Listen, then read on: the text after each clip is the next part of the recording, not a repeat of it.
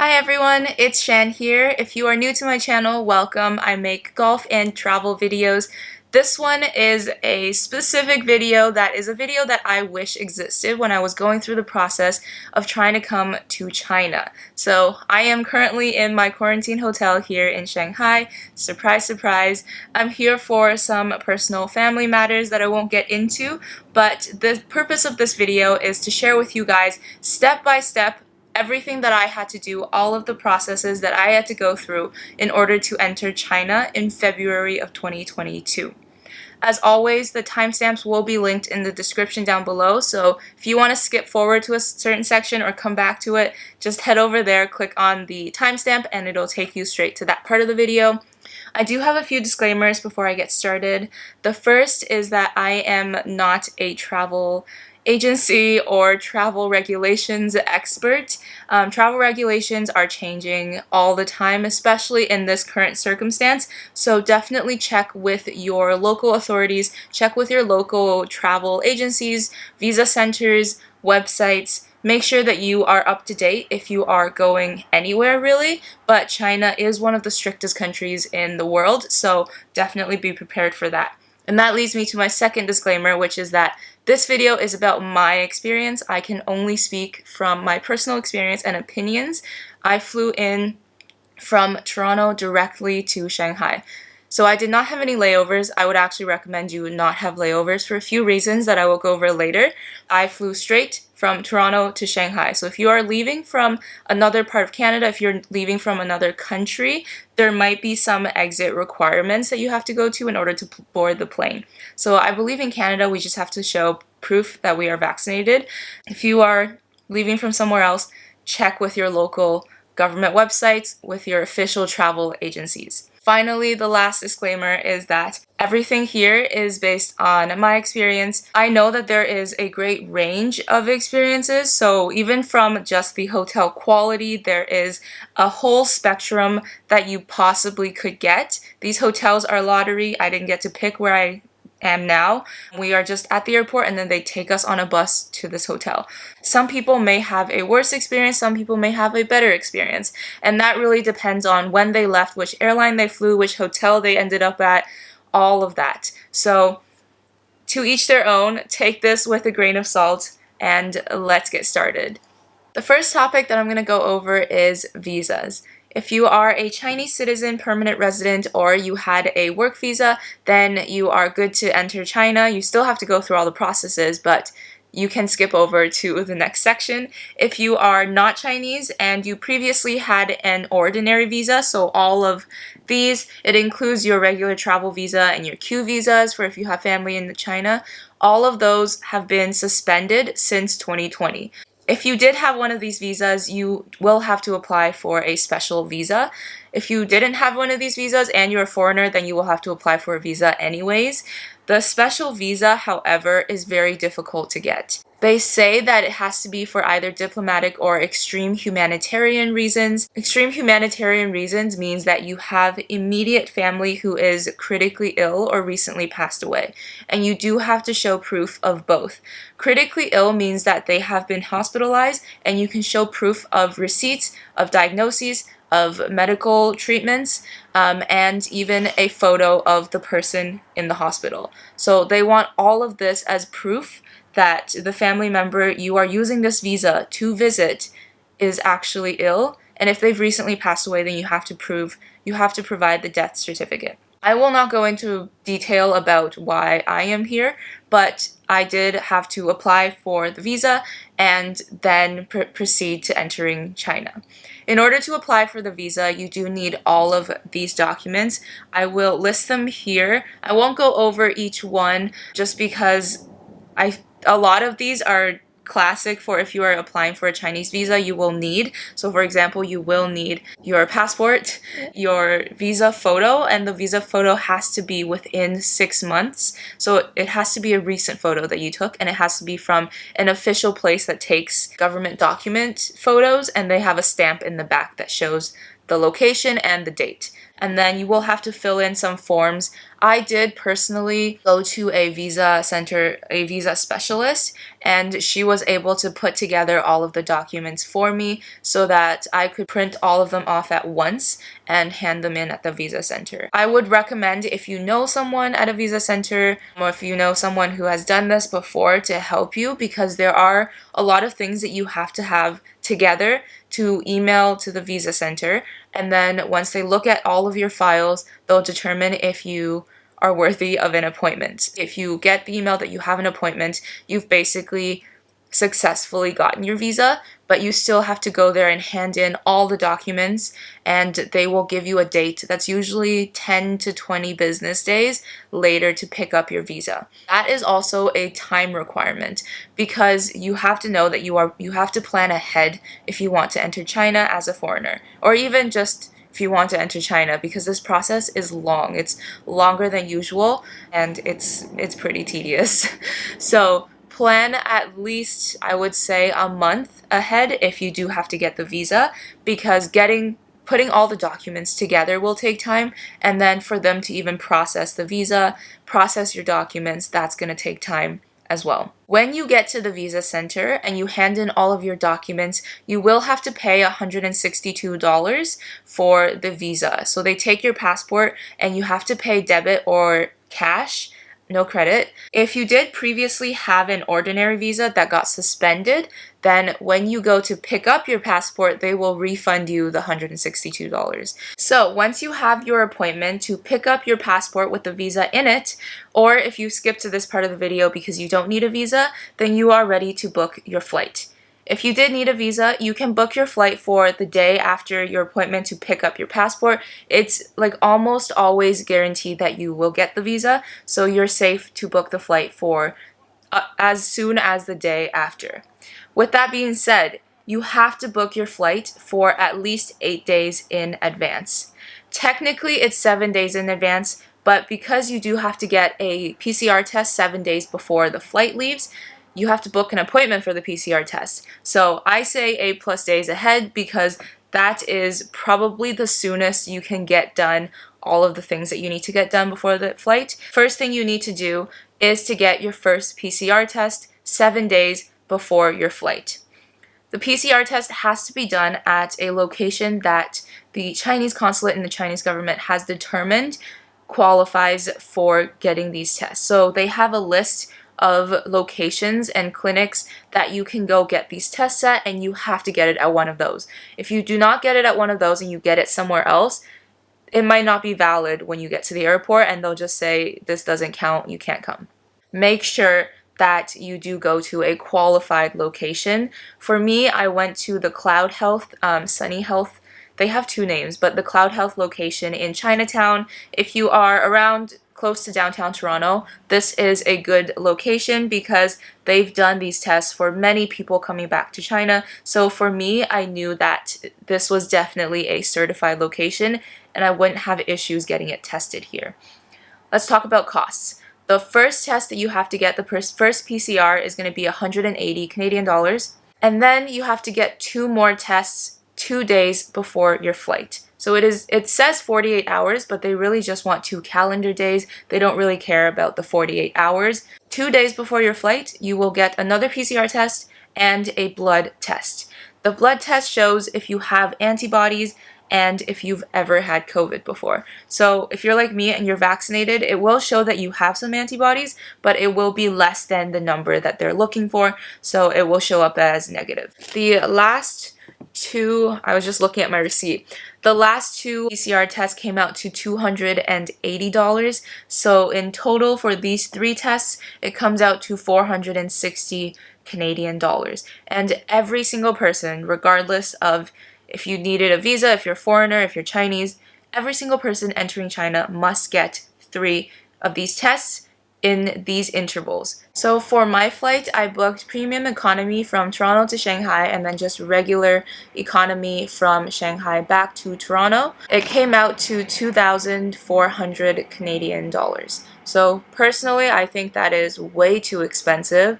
It is normally about half this much, and that's like if you're traveling in the summer. So the costs are really adding up for me here, which is why I am going to continue working even with a ridiculous 13-hour time difference. I don't know because I have to function during the day once I get out of quarantine, so that's how much I paid for my flight, and I think that is pretty average across the board. Moving on from the flight, I have a list of things here that you have to prepare for your flight. So first, you will have to get a health monitoring form. You can download it online or you can get it from the clinic. So for me, when I went to go get my PCR test, they gave me my first PCR test. They gave me the health monitoring form for 7 days. So every single day, you basically just write the date on the form, your body temperature so you can't have a fever, and then check if you've had any of the symptoms.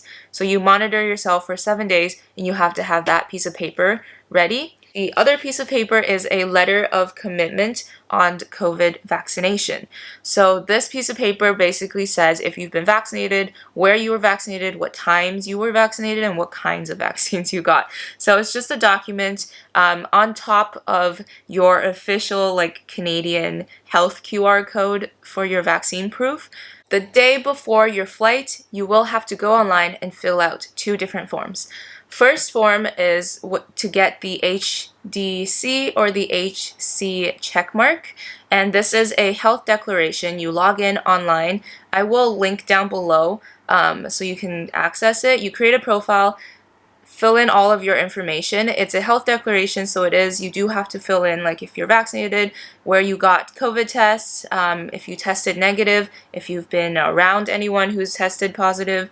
So you will have to answer all of those questions. Those are all going to be on the form. It will prompt you through it all, but you do have to get that completed, submitted, and the Chinese consulate, the government actually has to review your form and approve it for you. So for me, I actually had to try 3 times because I submitted once and I didn't include a photo of something, and then I submitted a second time and then I didn't include the photo of the 7-day monitoring form, which wasn't in any of the prompts to submit, but you do have to submit it. So it's always good to just post more photos than less. I say that you should do it the day before or even a day and a half before because you have to give them time to approve the form. They don't do it right away after you submit it. An actual person goes in and looks at your form, so you have to give them time. But you can't do it more than 2 days before because there is an expiration date on the QR code that they give you. You have to do it kind of the day before and just hope that you get everything in, submitted, and approved. The second QR code that you need, which is also an online form, but this one is for Chinese immigration. This one you have to do the day of your flight. It says a maximum of 24 hours before the flight. That is a lie. This QR code has an expiration date and the expiration has to be after your arrival in China. So if you think 24 hours, your flight will likely be almost 20 hours. And that is why I say do not get a layover because it complicates everything. Your documents might expire. You might have to, get more tests in your local country. You might be stuck. So don't do a layover. Go straight to Shanghai. That is the reason why you have to fill in this form. I filled it in when I was in line for check-in at the airport because that is 3 hours before your flight. It guarantees that the QR code it generates will be valid for after arrival because once you get to Shanghai, they will scan your phone and it will show up with everything that you declared and all of your extra health screening questions from just the current circumstances. Those are the 2 QR codes that you will need to have ready. When I booked through Air Canada, the Air Canada website actually has everything that you need to provide. So it does a really good job of preparing you for the flight. And it also has links in your Manage My Bookings to these online forms that you have to fill in. So after you have all of that ready, you are ready to pack and head over to the airport. Once you get to the airport, you will have to show your QR codes and your proof of vaccination, and then of course your ID. So bring your passport with your visa inside. The check-in process in Toronto was pretty basic. There is a lineup for checked luggages, and most people do have a checked luggage because they are preparing for this 14 days at least of quarantine and then like whatever they're doing afterwards. So most people do check a luggage. I checked my golf bag and the luggage, which was a little bit more work than I anticipated, but I do want to golf, so I'm going through the annoying process of bringing oversized luggage. But yeah, the process in Canada, pretty straightforward, other than that you have to provide a few more documents ahead of time. Once you get on the flight, it feels pretty normal, other than that you have to wear a mask all the time unless you are eating. I haven't flown a large airplane, like a long distance one, in a long time, so they've upgraded the screens and the food. I would say, like, I watched Free Guy. It was a great movie. It's so funny. It's very Ryan Reynolds, and I love that. It was just a really cute movie, good metaphor. Not the point of this video, but you can enjoy some new release movies, some new release TV shows, get some food, get some rest, and in no time you will be in Seoul, Korea. Is that confusing? When you book your flight, it will say that there is a layover in Seoul, Korea. Don't worry about that. That is required for, I think, all flights coming to China. You don't have to get off the airplane. That is actually just a crew change. So they stop in Korea for about 45 to an hour, and all of your flight attendants, they get changed over, so you get a new crew that is entering China. I'm not really sure why they're doing this. It might be for health reasons, but for us, we kind of just sit on the plane, wait, and then the plane takes off again from Seoul, Korea to Shanghai. So once you get to Shanghai, this is where personally, it felt like I was in a post-apocalyptic movie. It didn't feel real. It was like, I don't know how to explain it. Everyone was in complete hazmat suits. Everything is completely closed, blocked off. There is only one way you can go, and they very clearly specified the lane in which you navigate around the airport because they've like closed off everything on both sides. Process after landing to getting to this hotel took 5.5 to 6 hours. What a waste of time, right? But let me go over exactly what happens after you land. I took some notes while I was going through everything. So once you land in Shanghai, the first 30 minutes you will just be sitting on the plane. The Chinese customs comes in, or Chinese immigration, someone comes in. They have a list of people that they want to bring off the plane first.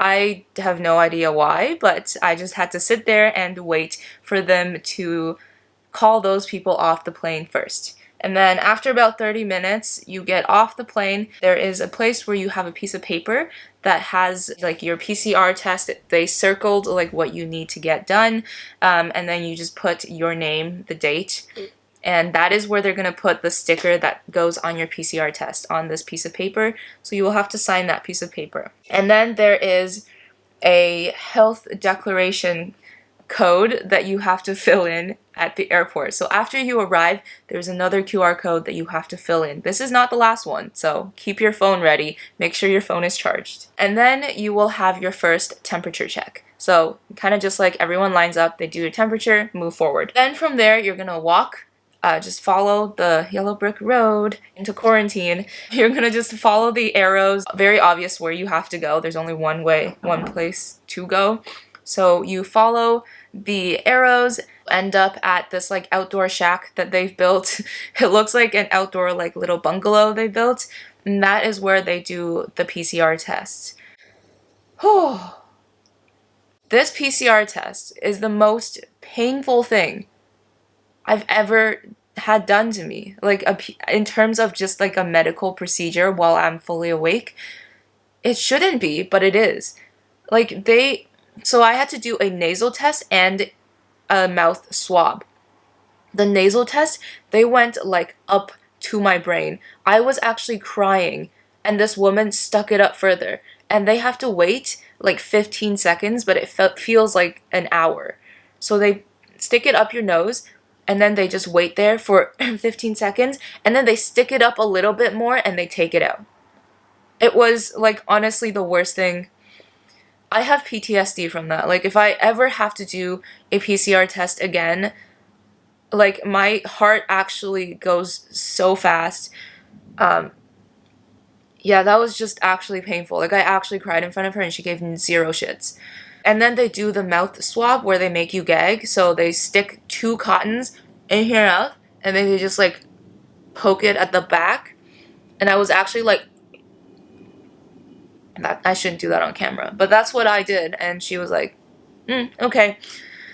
And then you walk for like another 20 minutes and you go to hand in the document with the piece of paper that you signed earlier that now has your PCR test sticker on it. You hand that into the person. You scan the QR code that you completed when you first landed in Shanghai. They do give you Wi-Fi passwords for when you have to fill in forms online. But yeah, you scan that and then now you can go pick up your baggage. So they do sanitize all checked luggages before they like put it onto the conveyor belt and you take your luggage. For me, because I had an oversized golf bag, they decided to leave oversized stuff for the end. So if you don't have a checked luggage, or if you have a checked luggage that comes in the beginning in like one of the first fleets that they sanitize, then you can get out of the airport faster and you can go to your hotel faster. But they do hotels in batches, so you don't actually really know where you're going. But for me, because I did have an oversized golf bag, I did have to wait a little bit longer at baggage claim. The other thing is I saw a group of probably 8 to 10 people whose luggages just didn't arrive. And I don't know what happened with them. I wish them the best of luck because that honestly sucks. But apparently it is not like super uncommon to happen. So I am very happy that both of my luggages arrived in Shanghai with me and I was able to pick them up. So after you pick up your luggages, put them on a little cart and then you wheel them to another waiting location, and this is where they separate you into different pods, into different like groups for the hotel. So this is really just like literally group of people go to one hotel, group of people go to one hotel. It is not determined by what kind of flight you took, like it's not separated by anything. It's literally just first come first serve and they drive you to the first hotel that they want to. I don't actually know all the hotels that are available. I didn't get to pick like which region I wanted to be in, what kind of hotel. I was just taken to a hotel. When you get your luggage and you go to the waiting area before you get on the bus for the hotel, you do have to fill in yet another online form that generates a QR code. This online form is, again, just to say like what your passport number is, your name, your information, your contact in China if you don't have a Chinese phone number. You fill that in, and I think this probably goes to the hotel. I've filled in so many QR codes now, like I don't really know. So I waited there for, I want to say, another hour. I don't know how all of this adds up, but anyways, I was kind of out of it and delusional at that point. I was just waiting, and then when we got onto the bus, they didn't really help us because they don't want to touch your stuff. So I've been like carrying my golf bag and my large checked luggage and my backpack just like up the stairs onto the bus and everything by myself. It was a little bit tedious, but in the end, we got to this hotel. This hotel it looks completely brand new. Like the hallways, the elevators were all not finished renovating and there's like plastic and just like drywall everywhere. So at least the rooms look very clean, and I'm kind of happy that it's such a new hotel because at least it means that not many people have been here before, but also I don't really care what the hotel looks like because I'm not allowed outside of my room. So all I care about is what my room looks like, and it is quite small, but it's doable. So after all of this processes, I hope you took notes if you are thinking of coming, and I hope if you are on the border of whether you need to come to China right now, I hope this video convinced you that you don't need to. Don't do it to yourself. Wait, hopefully by later this year, it won't be as complicated, but if you don't need to be here for personal family reasons, don't put yourself through it. It costs so much money. I've been tallying them up for you here. That's how much it cost me, and I'm pretty sure that's the standard. I know that everyone has to do the $460 PCR tests and blood tests. Everyone has to pay for the hotel, and they're more or less the same. I think usually they're around $90 to $100 per night. So you just know that those costs are going to be incurred. Your flight is going to be more expensive than usual. And then you just have your emotional cost of being trapped in a room, just having the emotional cost of having to go through all of this, and then also time, because time is valuable. A lot of this is just, in my opinion, a waste of time and a way to generate profit for very specific people. I will not go into that in too much detail here, but that is why I find this to be a bit excessive. Final item on the agenda is going to be what you need to bring. I will be honest, I wasn't as prepared as I should have been. I am lucky in that my hotel room did provide some of the stuff that I need, but not all. So I have heard that some hotels don't even give you shampoo, body wash, anything. They give you absolutely nothing. It's just an empty room. So if that is the case, I would say definitely bring your own shampoo. If you are from the Western country, bring conditioner. This is something that you should just do if you're going to Asia, because a lot of Asian countries, they don't use conditioner, and we are so used to it in our hair that our hair feels very dry if we don't go through our normal routine. So it's good to bring that anyways. You need to bring all of your regular, like your face wash, your toothbrush, your everything that you need for daily use. Bring deodorant. You can't really buy that in China. Not many people in China use deodorant. So personal care items like that, make sure you have all of them. If you are female like me and you expect to have your period while you're here like me, fortunately, right? Bring your like sanitary items that you prefer to use. So if you have a certain brand of tampons or pads that you like, make sure to bring those so you are prepared. It is going to be difficult to order here. If you order, it's not going to arrive like at the same time. It all gets delivered to the front desk, and then they bring it all up at the same time. And they do have limitations on what kind of items they can accept. Usually if they're packaged well, it's okay. There are hotels that don't accept any takeout or online ordering, so that is also just a piece of luck. I believe this hotel, I told them that I had a family friend bring me some stuff, and they said it was okay. So that's kind of luck, but just prepare yourself for the worst. Prepare for if you had to stay somewhere for 14 days and you had to bring all of your personal care items.